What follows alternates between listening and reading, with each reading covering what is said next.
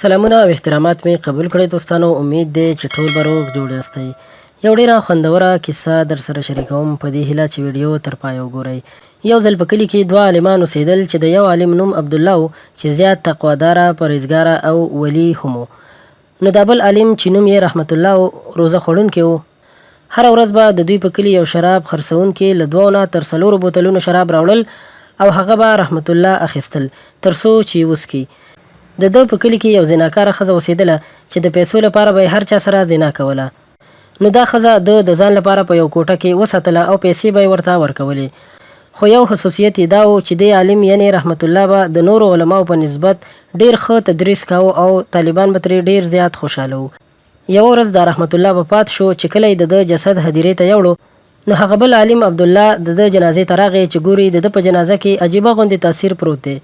دې جنازه کې د عالم یعنی عبدالله داسې محسوس کاوه لکه د الله جل جلاله د نږدې دوست جنازه چې وي او حتی دې جنازې ته ملایکې په خپله راښکته شوي وي.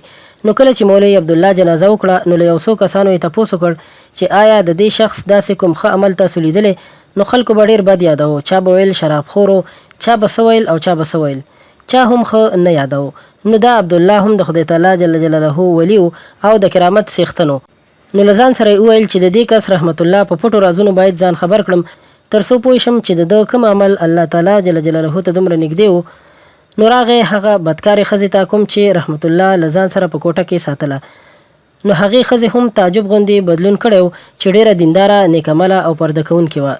دا مولا عبدالله د دې زناکارې ښځې دومره بدلون نور هم متاثره کړ او شکمن یې کړ. نو له ښځې وپوښتل چې ته د رحمت الله له ټول ژوند نه خبره یې، آیا د هغه د ژوند په باره کې به ماته معلومات راکړې؟ ښځې د هو په بڼه سر وخوځاوه. نو د دې ښځې نه عبدالله د رحمت الله د ژوند په باره کې د ده ناروا اعمالو په اړه پوښتنې وکړې. اوله پوښتنه یې داسې وه: رحمت الله ولې روژه خوړله؟ دې ښځې جواب ورکړ چې رحمت الله په ټول ژوند کې یوه روژه خوړلې چې هغه هم مریض او له سفره راغی او دا روژه یې د خلکو په وړاندې وخوړله. دوهم سوال: هغه ته دلته ولې له ځان سره ساتلې؟ ښځې په جواب کې ورته وویل چې ما به خپل عزت په پیسو خرڅاوه او د پیسو لپاره به مې زنا کوله. نو ده به ته وویل چې دومره پیسې به زه د ورځې تا ته همداسې درکوم کومې چې ته په زنا کې ګټې، لیکن له دې زناکارۍ لاس واخله او ځوانان په دې ګناه کې مه اخته کوه او راشه زما حجرې ته چې زه تا ته وظیفه درکړم. نو زه دلته راغلم او له ده مې وظیفه واخیسته او توبه مې وویسته. دلته به د ختمونه کول او ما ته به هم د خیر دعاوې کولې. دریم سوال یې دا و چې هغه شراب اخیستونکي نه ولې ټول شراب په خپله اخیستل؟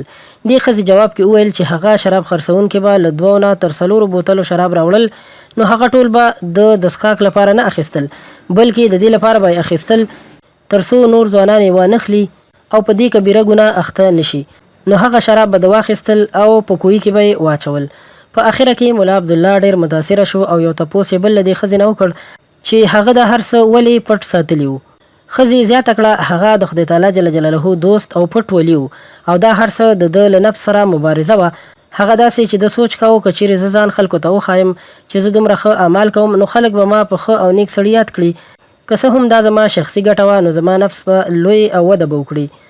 زه د خپل نفس باندې د غالب کېدو او د نفس د ډنګرېدو لپاره او الله جل جلاله ته د نږدېوالي لپاره دا نیک اعمال پټ کوم. مننه کوم دوستانو چې ویډیو مو تر پایه وکتله. په دې هیله چې دا له پند څخه ډکه کیسه به مو خوښه شوې وي. له نورو همدغسې په زړه پورې او ښایسته ویډیوګانو لپاره در سره زموږ چینل سبسکرایب کړئ، دا ویډیو لایک کړئ او زموږ د چینل نه خپل ملګرو سره هم شریکه کړئ. تر بلې ویډیو درنه اجازت غواړم. د الله په امان.